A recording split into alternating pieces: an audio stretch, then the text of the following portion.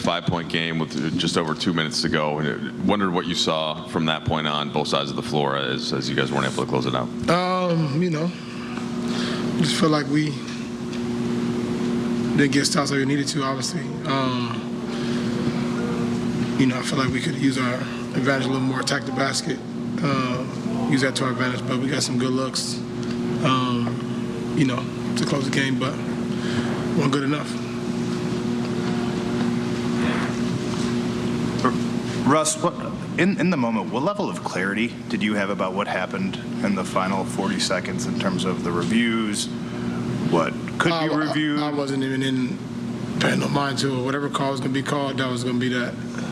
As a player, when it drags on 7-8 minutes, something like it did tonight, what's that like? And obviously it's pretty unique in that situation.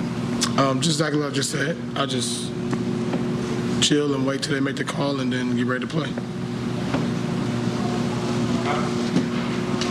Russ, sort of in the grander scheme, is there anything about the team tonight that you saw that, you guys have talked about kind of building momentum out of All-Star break. Was there evidence of that from the team tonight or parts of the game that worked? A little bit, little parts of it, but a lot of things we could have done a lot better throughout the game, but not good enough tonight, especially a team we're trying to catch and close the gap on, so got to be better.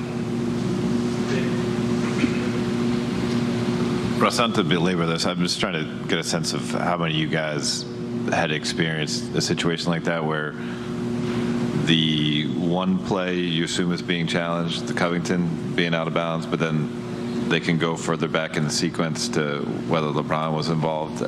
Is that something that's new to you? Have you experienced something like that? Yeah, I don't know. I don't know the rules. They obviously know the rules if they can do it or do it not. So I'm not really sure what the rules are. But nothing never seemed to surprise me. So.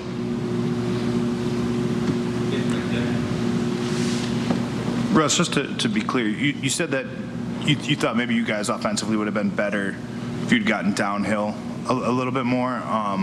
Was that their defense taking away? Was it settling for jump shots? What kind of stopped you guys from executing that part? I don't know. I look at the film and see, but I know that we were pretty good attacking and getting down to the basket, regardless of what defense they were in.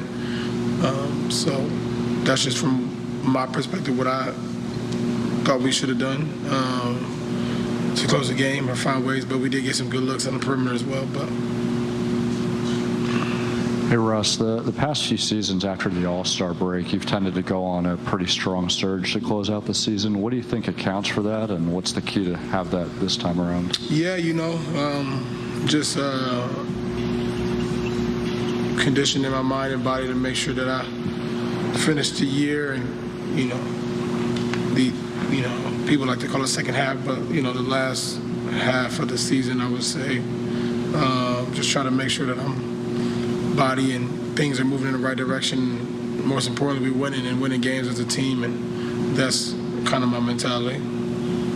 Frank, on the TV broadcast, I think they clocked the review at about 8.5 minutes. Just wondered at what you were seeing during that time, the explanation from the refs, and kind of just the impact of that whole thing in the final minute. Yeah, well, it's a complicated play. I mean, the time is just, they're going to take as much time as it takes to get it right. I disagree strongly with the ruling. I think it's total BS. They called the play dead when Covington steps out of bounds. Okay, and they try to tell me that because it was close to that play that Bron was out of bounds, so then it's going to be Clippers ball. Okay, the whistle doesn't blow until Covington steps out of bounds.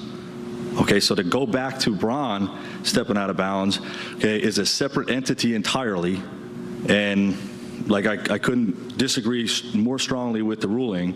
Okay, I mean, if you're going to go back further than that, then how about LeBron got pushed out of bounds? Why don't we go back to that?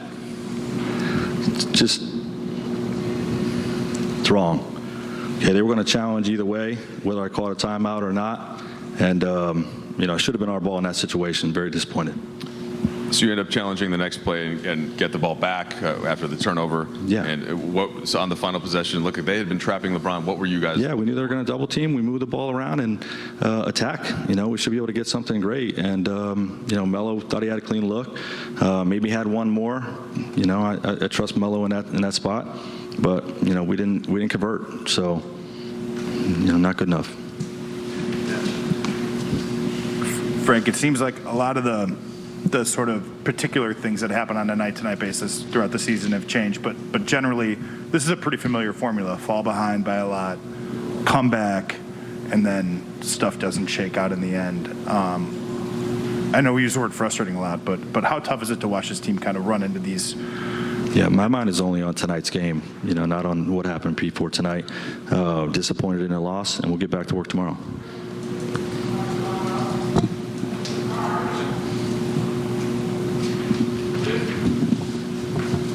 Were you able to have any dialogue to express your point about Covington being the final play? Yeah, I said it's not. They said it's proximate matter. I said it was before that play, and they said no. And look, obviously it's 8 minutes. It's an 8-minute review. They're getting this from Secaucus. What the league's ruling on it is. It's not one official. Ruling on it. It's the 3 officials on the game and Secaucus. So, that's their ruling. I disagree strongly with it. I think it's going to be something that's talked about in the summertime, and the Clippers benefited from tonight. And as for the other one where they called the foul on Talon, you guys used the review. It was successful. Were you aware? I guess you probably were aware that the 8-second call would still be in play. For sure, that's why we challenged it. Well, to keep them off the free throw line, but it was in the backcourt. They only had 1 second. Right.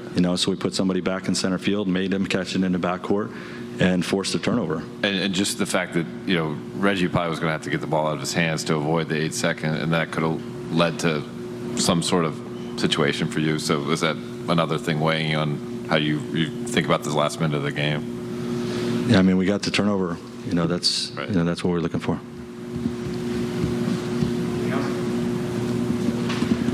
Frank, you mentioned that the Clippers were going to challenge regardless whether you take the timeout. When you're considering whether or not to call it, is that first of all firing? They don't blow the whistle till Covington has the ball, steps out of bounds, and dribbles out of the ball. The whistle doesn't blow at all. So to me, there's no discussion here. Okay, the whistle doesn't blow until Covington touches the ball or steps out. It didn't blow. You look at the tape. The official no. It's a play on when Bron taps it. It's a play on. Okay, Covington touches out of bounds, okay, and then the whistle blows. What is there to review?